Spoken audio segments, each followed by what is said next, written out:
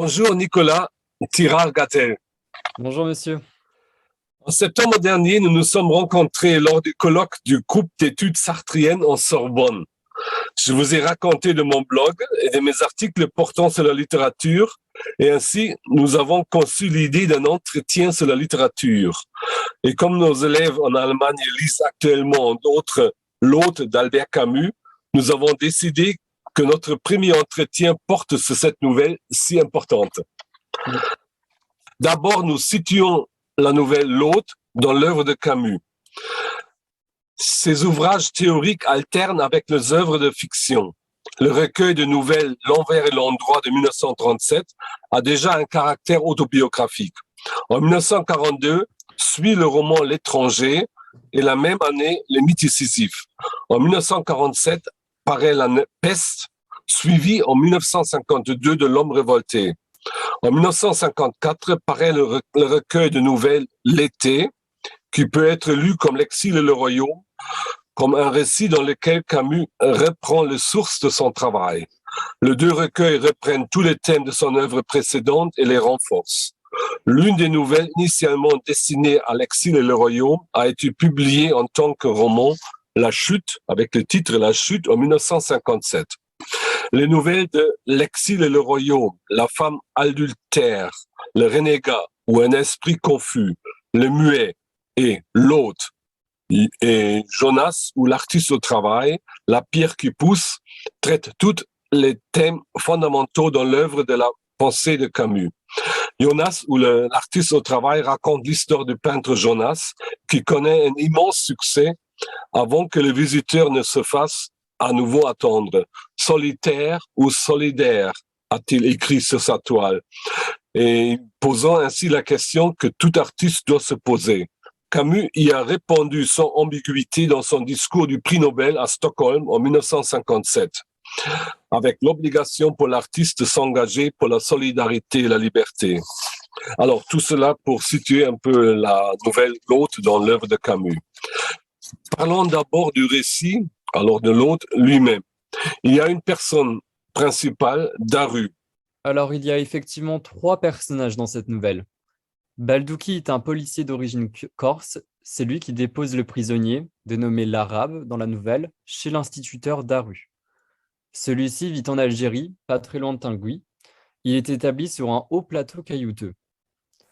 Baldouki dépose l'Arabe chez l'instituteur, mais il disparaît alors de l'intrigue pour laisser la place uniquement aux deux autres personnages après avoir ordonné à Daru d'emmener l'Arabe dès le lendemain auprès des autorités de Tinguy. L'Arabe aurait tué son cousin, mais nous ne sommes pas sûrs des motivations de son acte. Ça n'est pas clair, comme l'affirme Baldouki. Si vous évoquez les trois personnages principaux, vous avez déjà résumé à peu près l'histoire présentée par l'hôte. Or, il y a encore quelques précisions. Alors effectivement, la nouvelle, du fait de son format court, fait que tous les éléments sont extrêmement importants. Daru, après la venue de l'Arabe, l'accueille comme il se doit.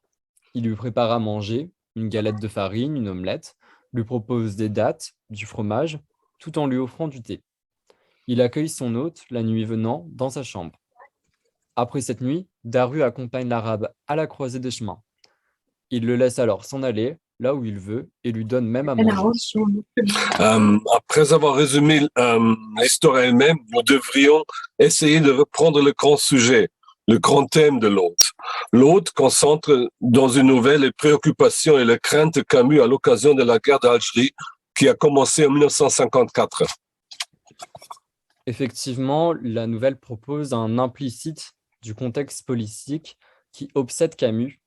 Nous sommes bien dans le cadre d'une fictionnalisation du politique. L'exil et le royaume est publié en 1957, soit un moment clé des affrontements qui opposent la France et l'Algérie. On peut penser à la bataille d'Alger, à l'importance du terrorisme urbain et à la multiplication des actes de torture. Les deux terres-mères de notre auteur s'entretuent. D'emblée, on pourrait voir dans le titre même de l'hôte un appel à la réconciliation, à la cohabitation, clé de lecture qui se confirme lorsqu'on examine plus attentivement l'intrigue. En effet, Daru et Baltuki sont des représentants de la France, des colonisateurs, tandis que l'Arabe se place du côté des colonisés, des Algériens. On ne sait d'ailleurs rien de lui, Nous n'avons pas de description physique ni de nom. On connaît aucun élément de sa vie, si ce n'est qu'il a potentiellement tué son cousin. Son caractère indistinct fait qu'il peut être n'importe quel Algérien. D'emblée, le rapport hiérarchique est amené. C'est un Corse qui amène le prisonnier algérien à un autre Français, celui-ci devant amener l'Arabe aux autorités françaises. Le rapport de domination-dominé entre Français et Algériens est amené. Daru est ainsi pleinement dans le camp des Français. Sur le tableau noir de sa salle de classe, 4 fleuves de France dessinés avec 4 crêtes couleurs différentes coulées vers leurs estuaires depuis 3 jours, je cite. De même façon, lorsqu'il pose la question à Baldouki, il est contre nous, Daru marque une opposition nette entre le colonisé et le colonisateur. Cependant, les 2 représentants de la France, que sont Daru et Baldouki, ne sont pas tout à fait sur le même plan d'existence. Alors que Baldouki accorde une grande importance dans le fait de suivre les ordres, je cite, ce sont les ordres, Daru, lui, ne conduit pas l'Arabe à la police finalement. L'isolement géographique de Daru, suspendu sur ces hauts plateaux, peut marquer une forme de rejet du politique, d'une distanciation et d'une désolidarisation de ce qui se passe dans le cadre de la guerre d'Algérie. La libération de l'Algérien par l'instituteur va dans ce sens. Bref, on est dans le cadre d'un double mouvement opposé d'ancrage à la France et de désolidarisation de la France, marquant pour Daru une impossibilité de juger l'arabe. Pour reprendre les travaux de Lila, la nouvelle pose question. Qui doit juger l'arabe? Qui peut le juger? Le colon français, le village arabe, les nomades neutres ou même indifférents? L'arabe demande même à Daru, c'est toi le juge? Non, Daru n'est pas. Mais en plus, il ignore qui est le juge et c'est la raison pour laquelle il laisse l'arabe choisir sa route. Si on va encore un peu plus loin et on tresse le portrait de Daru et de son prisonnier, on découvre toute une, je dirais presque une réflexion subtile, voire philosophique, qui nous permet de découvrir les rapports de les 2 hommes. C'est bien vrai. Au-delà de la réflexion politique, la nouvelle nous propose avant tout une réflexion philosophique, ce qui lui donne une portée universelle. Le sujet principal de l'hôte est probablement le rapport à l'altérité, sur la capacité à nouer un lien avec l'autre sans qu'on puisse pour autant accéder à son intériorité. En effet, l'instituteur déroge très directement à son rôle de gardien de prisonnier. Il délie les mains de l'arabe pour qu'il puisse boire son thé, il lui prépare un bon repas. Le lien de confiance et d'intimité entre les 2 hommes est tel que Daru laisse dormir le prisonnier dans sa propre chambre sans l'enfermer, et celui-ci est même amené à sortir dans la nuit, probablement pour aller uriner, mais revient sans s'enfuir. La nouvelle est ainsi le théâtre de la création d'un lien de confiance entre 2 inconnus, entre deux individus qui devraient être en position de rivalité, un Français et un Algérien, un colonisateur et un colonisé, un gardien et son prisonnier.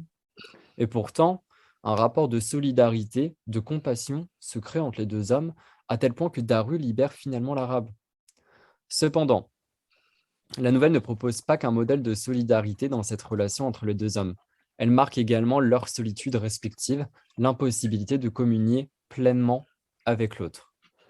Solidaire ou solitaire, tel est le cœur de l'indécision dans laquelle se voit prise la nouvelle. En effet, la distance dans cette relation est marquée par l'anonymat de l'arabe. Il est le prisonnier, je cite, le camarade, mais nous n'avons pas d'autres éléments sur lui. De plus, les 2 personnages ne se comprennent pas du tout, absolument pas. Et ce, même quand l'instituteur parle en arabe à son prisonnier, quand il parle la langue de son prisonnier.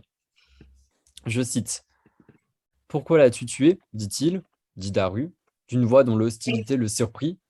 L'arabe détourna le regard, il s'est sauvé, j'ai couru derrière lui. Il releva les yeux sur Daru et ils étaient pleins d'une sorte d'interrogation malheureuse. Maintenant, qu'est-ce qu'on va me faire? Tu as peur? L'autre serait dit, en détournant les yeux. Tu regrettes? L'arabe le regarda bouche ouverte. Visiblement, il ne comprenait pas. Fin de citation. Mais il n'y a pas que le dialogue avec autrui qui conduit à l'incompréhension. Cela passe également par une forme de mise sous silence de l'altérité. C'est le sens des derniers moments de la nouvelle. Alors que Daru redonne à l'arabe sa liberté, ce dernier s'apprête à lui dire quelque chose. « Écoute », lui dit-il au moment où il va partir, mais Daru l'interrompt et part. La rencontre entre les 2 hommes n'a donc jamais réellement eu lieu. Tentative de lien mais échec, solidaire et solitaire, cette nouvelle propose une alliance des contraires qui en souligne la teneur philosophique. Revenons revenons sur le titre de cette nouvelle, L'autre, un titre qui est bien choisi, n'est-ce pas? Le titre est pertinent en tant qu'il renvoie véritablement à toutes les problématiques de notre nouvelle. Le titre marque la thématique de l'accueil. Le caractère indistinct de ce qui est cet hôte marque également la portée universelle de la nouvelle. De plus, l'hôte marque une forme d'interchangeabilité entre l'arabe et Daru, puisque le terme peut renvoyer aussi bien à celui qui accueille qu'à celui qui est accueilli. Cette confusion entre les deux personnages qu'évoque le titre marque finalement que celui qui accueille, Daru, reçoit quelque chose de celui qui est accueilli. Il bénéficie de quelque chose. Et, en l'occurrence, ce dont bénéficie Daru, l'hôte, c'est bien d'une forme d'accueil de l'altérité dans sa vie. Quand on dit l'hôte, on n'est pas très loin également d'entendre l'autre, l'altérité. En ce sens, le titre est bien représentatif de cette réflexion sur l'altérité que propose la nouvelle, et même sur la problématique entre la solitude et l'altérité. On accueille, on est l'hôte, mais en même temps, une impossible communion se donne à lire dans le titre, car il réfère aussi à l'autre. Merci à vous. Merci.